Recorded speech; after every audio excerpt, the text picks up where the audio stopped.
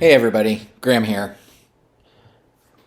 So the big news today is that there's been this letter that's going around that's been signed by supposedly 130 organizations and individuals in support of Amber Heard.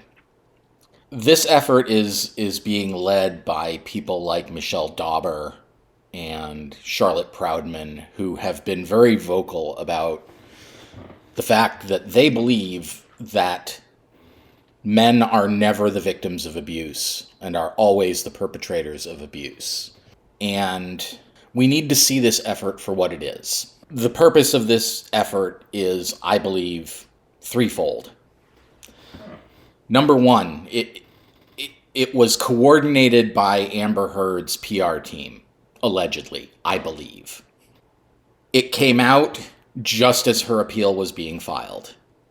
So one of the purposes of this is to bolster her appeal case. Now, it's not going to work because it's not the kind of thing that would be admissible in an appeal, but I do think it's an attempt to influence the public to pressure the appeals court. But I don't think that's going to work.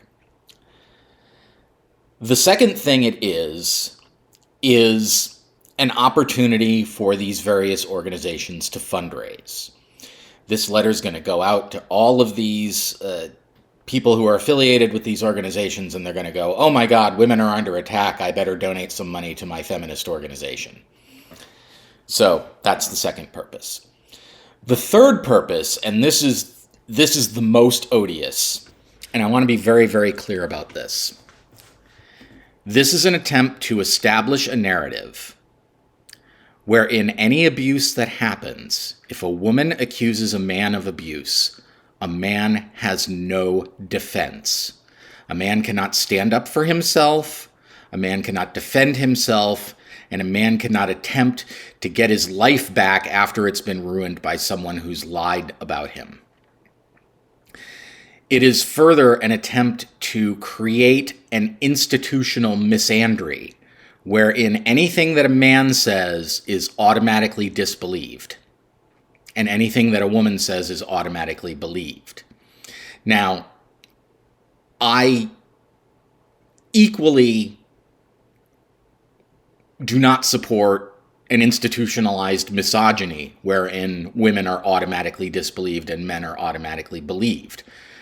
I think everybody ought to be believed or disbelieved based on what they say and the evidence for or against it. So, to be clear, I do not think that this letter has anything to do with actual abuse, any actual concerns for actual victims, any actual problems with actual perpetrators. If these people were really concerned about that, they'd take a hard look at Amber and they would throw her under the bus, because they are not helping the perception of their movement by standing behind an obvious liar. So put out of your head the idea that this thing ought to be taken in any way at face value. Now, when I talk about Amber being an obvious liar, I am basing that on what I saw of her testimony at the trial. And my reaction to that, and some, well, thinking about it after the fact, is that pretty much I think everybody has met someone like Amber Heard. We've all met people who are manipulative, abusive, and as soon as any kind of attempt at holding them accountable comes their way, they deflect and lie, and, we've all met people like that. And I would go even so far as to say that most of us have probably met a woman like that. So when you see her on the stand testifying, you recognize the body language and the tone and the fake crying and the hand waving. You recognize all of this. You've seen it before because you know somebody just like this.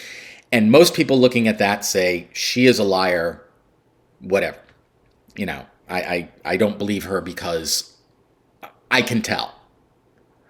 And this isn't even any kind of sophisticated body language. This is something that anybody who knows somebody like this will recognize because it's distinctive. So the people who are trying to promote her are one of two things. They are either extremely cynical individuals who, by virtue of their living within an ideological bubble, do not understand the way in which they are torpedoing their own movement by propping up such an obvious malefactor. Or, possibly, and these people are Amber Heard types. Because my suspicion is, if you don't think you've ever met someone like that, you probably are someone like that. It's kind of like the old, the old saw about poker players. Like if you're in a poker game and you can't spot the pigeon, it's you.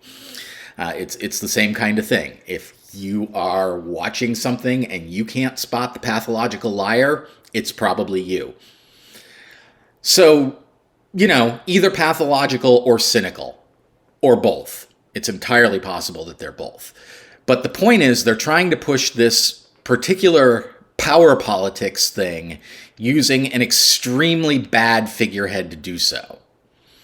And this is not going to work out for them. And that's a good thing. But what they're attempting to do is horrible.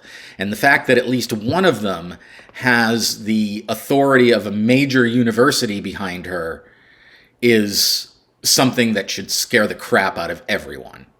And that's all I really have to say. I will be back if there's a verdict in the Masterson trial today. Otherwise, probably not. But I hope you're having a great day, and I will see you in the next one. Graham out. Bye.